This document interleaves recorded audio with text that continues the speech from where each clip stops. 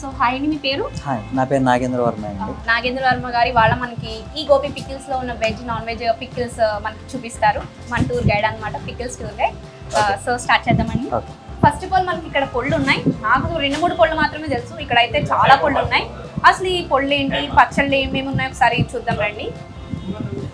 ఇది ధనియాల కారపొడి అండి. ఇది నెక్స్ట్ కాకరకాయ పొడి, నల్ల కారపొడి, నువ్వుల పొడి, టిఫిన్స్లో వేసుకోవడానికి చట్నీ పొడి ఉంటుంది. అది రెడీమేడ్గా చేసుకోవచ్చు. వాటర్ పోసుకుంటే పౌడర్లో చట్నీ కింద అయిపోతుంది. కొత్తిమీర పొడి ఒకటి ఉంటుంది. నెక్స్ట్ పుదీనా ఒకటి ఉంటుంది. వెల్లుల్లి కారపొడి ఒకటి ఉంటుంది.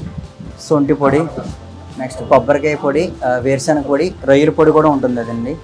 నెక్స్ట్ మునగాకు పొడి, నెయ్యి కారపొడి కూడా ఉంటుంది. నెయ్యి పొడి అంటే అది ఏంటండి, ఎలా చేస్తారు? నెయ్యి ఫ్లేవర్ వచ్చేటట్టుగా చేస్తారండి. ఇది కూడా పొడి చేస్తారంట. ధనియాలు, జీలకర్ర ఇవన్నీ యూజ్ చేసి నెయ్యి ఫ్లేవర్ అనేది హైలైట్ అయ్యేలాగా ఈ నెయ్యి పొడి అనేది ఉంటుందంట. ఇంకా నెక్స్ట్ కరివేపాకు పొడి ఒకటి ఉంటుందండి. నెక్స్ట్ కంది పొడి ఒకటి.